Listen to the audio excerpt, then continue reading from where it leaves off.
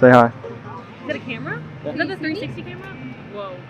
I'm about to do one like walking down the beach. That's cool. Yeah, so I'll be right back. Love you. Love you. Yeah, it's a 360 camera. So there's like a whole. Oh, that's cool. Yeah. How's it going, guys? This is the Gore podcast. Today we're at the beach because work is overrated, man. Hustle, grind culture. Everybody's just always working nowadays. I think it's nice to prioritize rest. Rest is important. But so yeah, today, I'm all by myself. That's right, I'm sad. I don't have anybody to bounce ideas off of, but that's totally okay because some of your best work is the stuff you're willing to do alone. So we're out on the sunny beach of Galveston today. It's my brother's birthday. It's also the day after Donald Trump's birthday. No correlation, but if anyone asks me what I'm doing, I'm going to tell them that this is a metal detector, that I'm hunting for treasure. It's very strong. I don't have to reach it down to the ground. It just detects metal everywhere.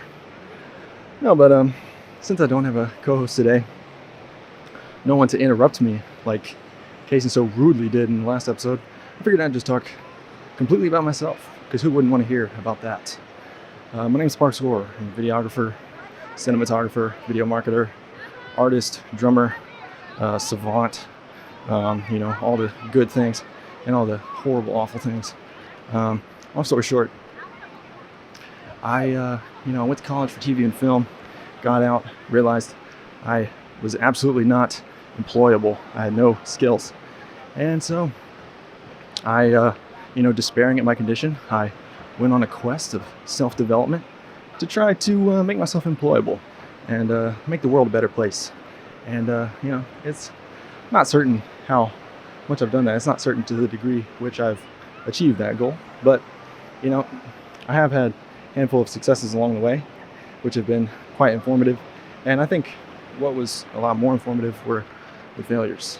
And look, there's a cop pulling somebody over. But today I just want to talk about my whole journey. So, went to college, lived the college lifestyle. It was kind of really vain, really just honestly a complete waste of time. Went to school for TV and film. I skipped class a lot, and I went and I partied, and I did a lot of stuff that I would later come to regret. But where am I even going with this? Oh yeah, I got out of school, started trying to get some video jobs, because the truth was I didn't want to do any other kind of work. I worked construction. I worked as a pizza delivery driver. Those taught me some valuable skills, mainly patience and perseverance. And out of all of that, I ended up getting lucky enough to start making videos and getting paid to make videos, which is, if you can get paid to do whatever your creative passion is, then you're an incredibly lucky person. And I know it can be really difficult. So one thing that I recognized from the very start was that getting paid as an individual videographer was just not going to cut it. People see a kid with a camera and they think, sweet, I'm about to get a really cheap video. And they ask you, how many hours did it take to make this project? So very early on, I sort of got this idea that getting an LLC would help me charge more for my services. And that was correct. I went from getting paid by the hour to, getting paid by the project.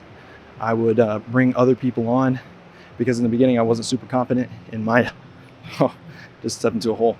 In the beginning I wasn't super confident in my video creating ability.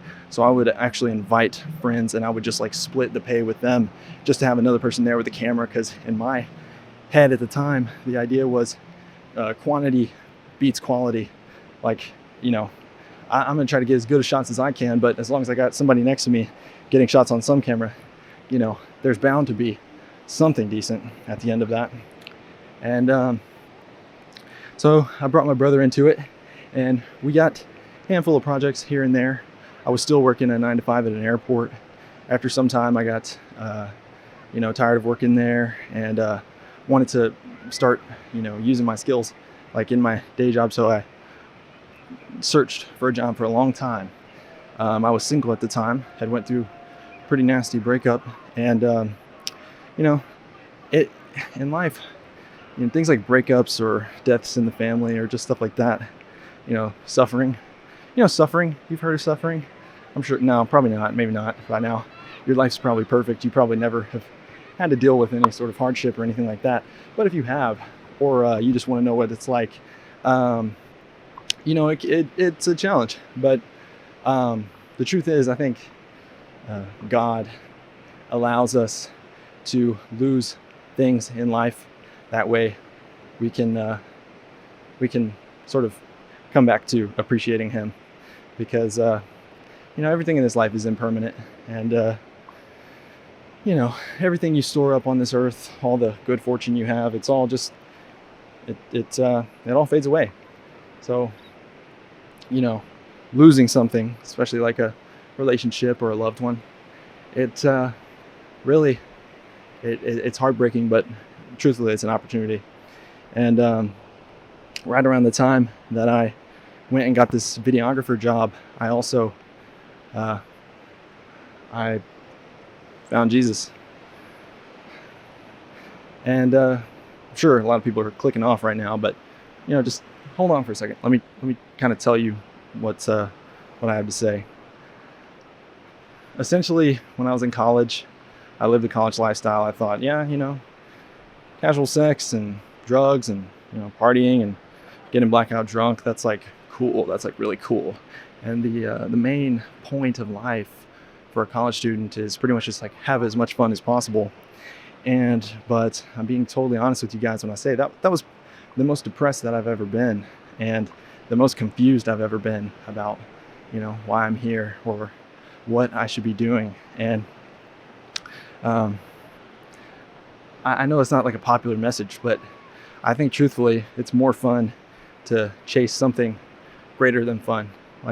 And I fully stand by that. And so for me, I was far from God, much, not that I'm, perfect today, certainly not, but it's that I was definitely a lot farther. I'd come across a really early journal from a few days ago, and this is the benefit of keeping a journal is when you go back after like maybe a year or two and you read what you wrote, you realize just how idiotic you sound, and how ungrateful, and how just lost a person can really be. And I remember at that time I felt entirely justified. I felt like I had all the answers. One thing that struck me as I was reading this journal from, I think it was 2019, is just how very little I appreciated all the people in my life, and just how prideful I was. Everything was about me. Every single sentence was just I, me. I'm so great. And it's strange because my confidence was, on the one hand, really high internally, because I would just speak so highly of myself. But then I also remember at this point in my life, I was probably the least extroverted that I've ever been, definitely the least skilled, and also the most depressed. So, exalting yourself isn't always really like the best thing that a person could do. And thankfully, God humbled me. I had a 3-year relationship that ended, and at this point in time, it was whenever I actually thought, maybe I'll crack open this like Bible thing. I've always thought of myself as like a Christian, but to me, all that meant was like that I like owned a shotgun or something. But no, that's a joke that my pastor told me one time. But it's true, Christianity, it can't really be inherited. It has to be experienced firsthand, And so for me, it was that I had always grown up Christian. I always knew that I believed in God, but it didn't really translate to any sort of change in my action, any sort of change in my mindset. Like, it was always just a kind of like an insurance policy. Like, oh, I'll get around to God someday, but for now, I'm just gonna sort of pursue my own desires. But no, thankfully, God, He sort of isolated me and made it so that all I could do was sort of focus on Him. And I read the Gospels. I got into all the Jordan Peterson Genesis lectures and stuff. There's an ice cream truck pulling up behind me, and I'm having to resist it because, no, I'm just kidding. Also, I want to talk later about, okay, here's another thing. When I was in college, I got really, really obsessed with like self-improvement, right? But it was totally for vain reasons. It was like, I wanted to be jacked. I wanted to be really muscular and stuff because I thought that would automatically confer success, automatically confer admiration from other people. But and while it can do that, you gotta ask yourself if like that's sort of the end all be all. Because the truth is, I spent so much time killing myself in the gym, and in fact, I was using drugs and stuff to get this like certain look. And I remember whenever I looked the best that I had ever looked, super dry, super lean, 6-pack abs. That was also when my vision started to suffer, and I started to like, I would get like chest pains and stuff like that. So like, looking good, it's a big thing now. Like fitness is like a huge thing. It's where a lot of guys start on like the self-improvement journey, but it's not the end all be all.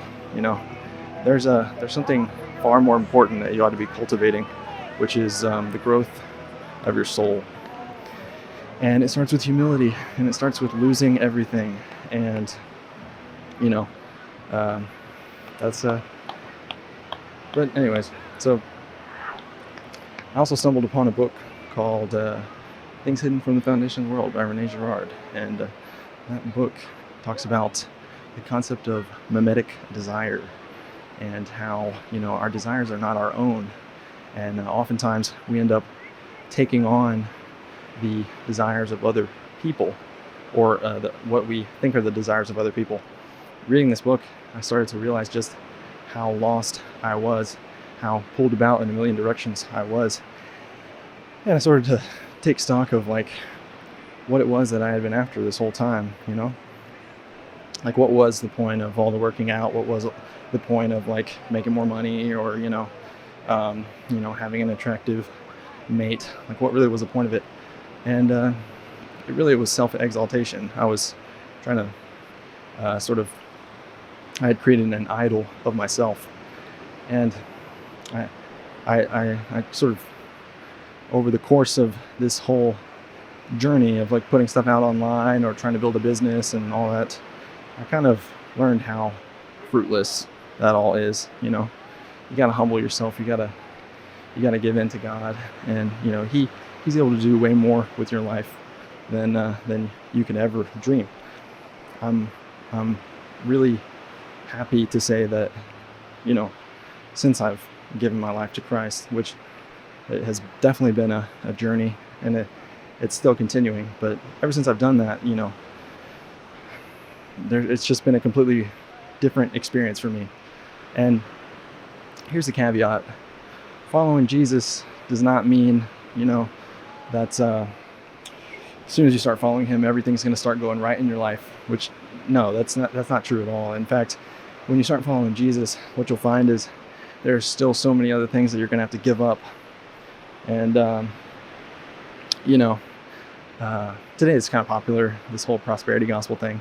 God wants you to be rich and jacked and handsome, and it's like, maybe not.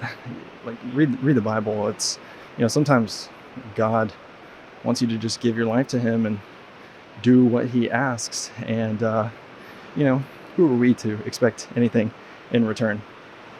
So I can say it's given me like an appreciation for life.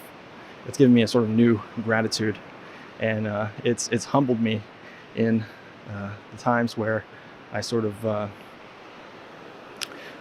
had exalted myself. And but this whole creator journey, this whole like making stuff online, putting it out there, it's been interesting because once again, that started out too as just a vain pursuit, It started out as like, I wanted to get an audience, or I wanted to like get rich, or I wanted to like not work a 9 to 5 job. And now today I see people who are just now starting out on the journey, and their brand is sort of just devoid of like meaning. Like it's like they're writing about how to write, or they are. I had a guy DM me the other day and say, "Hey, I can get your views up to like 50,000 views per video," and he had like 28 followers, which was like really bizarre. You got these people who are just starting out and they're promising the world. And so I don't want to make content about making content per se. I think for me, a lot of it is just this exercise in self-awareness. Ever since I was a kid, I've been interested in sort of philosophical or psychological things. And I remember one of my earliest memories was looking into a mirror and just staring at it for God knows how long. And you ever say a word so many times over and over and over until eventually you forget the meaning of the word, or it just sounds different, or it feels different on your tongue? I'd sort of done that with my own face. I'd sort of done that with my own eyes. It's like I had looked at myself for so long, I started to, like, my own being started to become alienated from itself. I'm turning around now, but ever since then I've kind of just I've always thought to myself that the more I could generate an understanding of philosophical things, the more I could generate an understanding of myself, and the more I was willing to sort of ask myself difficult questions and do uncomfortable things like walking on a beach publicly with a camera in my face and talking to myself like a madman, the more that it would benefit whatever creative endeavor I sort of set out on. And so for me, the whole creator journey thing, it's not like when I started out, I thought the whole point of it was to like get rich or get an audience or whatever. But I'm kind of figuring out that the whole point of it more so is to like, I think it's about just like self-discovery and self-overcoming and self-actualization, and also just sort of doing things that are just like kind of uncomfortable. And like, for example, because that's another thing too, it's something I figured out really early in the creator journey thing and trying to make content, is you actually can't make anything interesting unless something is there's something's got to give. You either got to spend millions of dollars creating some crazy project that people want to see, like Mr. Beast, like blowing up, I don't know, like a school bus with people in it, or you have to you gotta, like, I remember one of the earliest things that I did was we went and walked out on campus and we're asking people questions. And a way that I try to differentiate myself from very early on was, when I started this, like, the culture war was still in full effect. Liberals and conservatives calling each other retarded endlessly, and just, trying to scapegoat one another. I kind of saw that for what it was, after some time. I'd spent my fair bit of time kind of engulfed in that. I thought it was, entertaining. I thought it was, something that was a meaningful use of time. And then eventually I sort of sobered up and realized, wow, like both sides are just making fools of themselves and completely talking past one another. And so one of the things I tried to do early on was we would go on campus, and the gender gap was the gender split was like a really hot button topic. And guys versus girls, that was a big thing. And so I always thought that something that differentiated my brother and I was sort of just like our awareness of this really idiotic sort of split. And so what we did is we went out on campus and we would start interviewing people about stuff like, oh, well, does body count matter? And it was it a gotcha. It was never about partially it was about getting people to say idiotic stuff, but also it was kind of just a genuine curiosity. It was sort of an experiment. And we tried that. And then, we did like man on the street stuff. And once again, it was this kind of strange thing where in forcing myself to get uncomfortable with the stuff that I was making, I was sort of like self-actualizing without even intending to. Like because anyone who knows me in my personal life knows I'm not like the life of the party, and I'm also not typically someone who is trying to get a lot of attention drawn on them. As you can see, as we've been walking down the beach and stuff, I'm not like really trying to engage with any of these people. But that's because, I don't know, it's, cut to, yeah, bro, it's a 360 camera. You want to say hi? Sick, right? What's up? You What's the wanna, podcast for? It's, I do like a little podcast where I just kind of talk. I'm a videographer, so like I just kind of, it's really just talking about my interests and stuff. You got like YouTube and stuff? Yeah, bro. What's your name? Oh, my phone. Dylan. Dylan, nice to meet you, brother. Yeah, nice to meet you. I'm Parks. What's I'm the name Parks. of it? Parks Gore podcast. Parks Gore? Yeah, it's just Parks Gore on YouTube. It's like ParksGore. yes, sir. That's it, bro. Yeah. That's it. That's the name right there. Yeah, man. So what's today's like episode about? Today, honestly, is it like life vlogging or like? Yeah, kind of. It's like a mix between a vlog and a podcast. But right now, I'm sort of I'm just telling people like what I've been doing the past year and stuff, what I've been trying to like build on. But yeah. You like moved down here or something? Is that? No, like I'm just down here. My brother's birthday is this weekend, so yeah, we're just kind of like celebrating him. I kind of took a break from like hanging out with them to do this little thing. Yeah, but yeah, hey, man. well, shout out to Parks Gore, guys. If you're not following him, go follow him already. I'm gonna go follow him when I get off. Right after I get off this damn beach. Sorry, I can't speak. But I appreciate you, brother. Nice hey, meeting you, brother. Yeah, hey, stay safe, brother. And see, right after I was talking about how I'm like not really trying to draw attention to myself, somebody walks up. That's another thing too, is like, you got this idea of what your journey is gonna look like or what you want things to be, but like straight up, if you humble yourself, God will just put stuff in your path that is meant to be there. But what was I saying? I don't even remember. But man, I hope that guy, does well. Hope he's safe.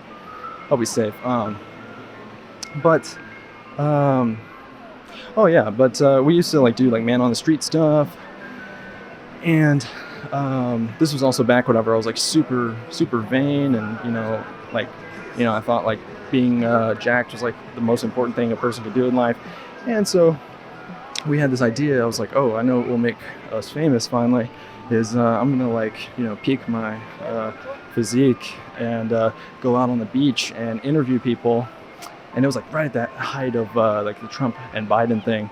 And so I remember me, my brother, and our buddy Eric, who's a filmmaker, you've seen him. We went out on the beach and we were interviewing people. And it was a classic case of too many chiefs, not enough Indians. And I remember I got really sort of bitter and resentful at one point because the video just didn't turn out how we wanted it. And we all kind of just gave up partway through. And but I soon sort of realized like you got to go it alone. And I don't mean you can't work with other people, but what I'm saying is you can't be mad at other people for not seeing your vision. You can't be mad at other people and say, well, it's their fault that I'm not as successful as I want to be. It's their fault that I'm not, getting what I want out of this thing. Like you just can't do that. Like that's been the main thing for me, is just finally coming to an understanding of like what I'm, yeah, it's a little, yeah, well, not live, but it'll be up in a couple of days. Nice. Yeah. It's like a little podcast, just, That's what I figured. Yeah. But yeah,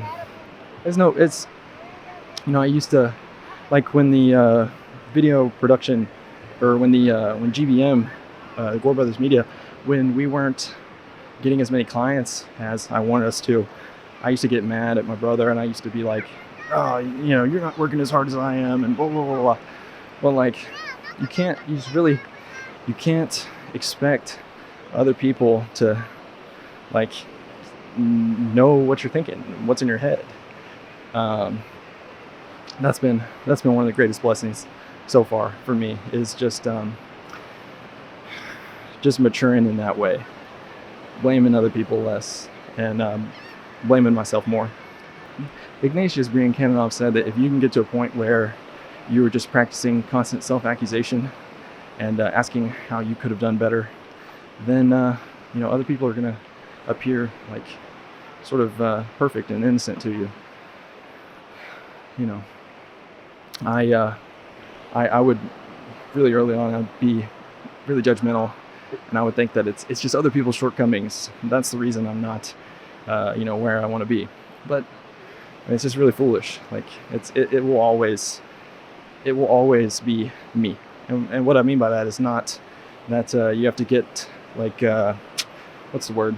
Like you don't have to get to a point where you're just like beating yourself up. But I think what it is that I just don't have control over other people's internal states. Like I don't have control over other people's decisions. But I have agency for myself. And so for me, that was something that freed up a lot of my energy. That's something that sort of allowed me to go, you know what? Now I have a better idea of like how to build what I want to build, because I got to do it in a way that is, I got to do it in a way that doesn't rely on other people to see things exactly the same way that I do. Another thing that I've also realized, especially just from journaling and just from writing things down or vlogging and just looking back on certain periods of my life, is every time I've been mad at somebody close to me, every time I've, sort of blamed them for something, it was never as dire as I had seemed to make it seem. It was never one thing that you'll notice a lot if you journal is like you'll be mad one day and you'll just be venting, and then you'll go back and you'll read it with the context that time brings, and you'll just realize like, man, I just wasn't thinking clearly. I was just, I was speaking foolishly. And on the topic of speaking foolishly, something I grappled with a lot in the beginning, and even now try to sort of stay aware of, is, in Proverbs it says, in the multitude of words there wanteth not folly. Meaning, the more you talk, the greater the opportunity that you're going to say something foolish. We definitely see that with the influencers of today. Like, one of the quickest ways you can grow is by just saying some polarizing stuff, saying something that's just like puts salt in the wound, something that antagonizes a whole group of people. There's that other verse. It's like, what does it profit a man if he gains the whole world and loses his soul? I'm happy to see this whole podcasting thing, or this whole like content creation thing, fail if what it means is that I will have honored Jesus while doing it, and but I think the reason that I think Christianity is true is just because it's just so contrary to everything else in the world. Everything else in the world, every other philosophy tells you that you just need to just clamber your way to the top at whatever cost. And I don't know. I just don't know if that's like necessarily it. Like, for me, it was just that Christianity was just so different. Thank God for everything He's done for me. Thank God for the work that I get to do. Like I said, if you're someone who enjoys the work that you do, then you're incredibly lucky. Not a lot of people get paid to do the hobby that they started when they were 12. Whenever I was 12 years old and I picked up my first camera, it was a camcorder from my parents. I really never expected that I'd get paid to do it. And, I never expected that I would get so much fulfillment from doing it. And, I really just can't be mad about anything. Today's my brother's birthday, June 15th. And we're at the beach, and it's a really pretty day. There's a lot of people here, and a lot of traffic. And I think the normal tendency is to get sort of frustrated and think like, oh, there's all these people here, all this traffic, oh, there's nowhere to park, there's this and that, blah blah blah blah blah. But I'm thankful. I'm thankful that there's so many people, you know. I'm thankful that throughout my journey I've had people who have been willing to tell me when I was wrong, been willing to correct me, been willing to show me a better way. You know, I'm very lucky for that, very blessed. But I think this has ran on too long, so have a nice day, guys. Go build something cool and love one another. Peace.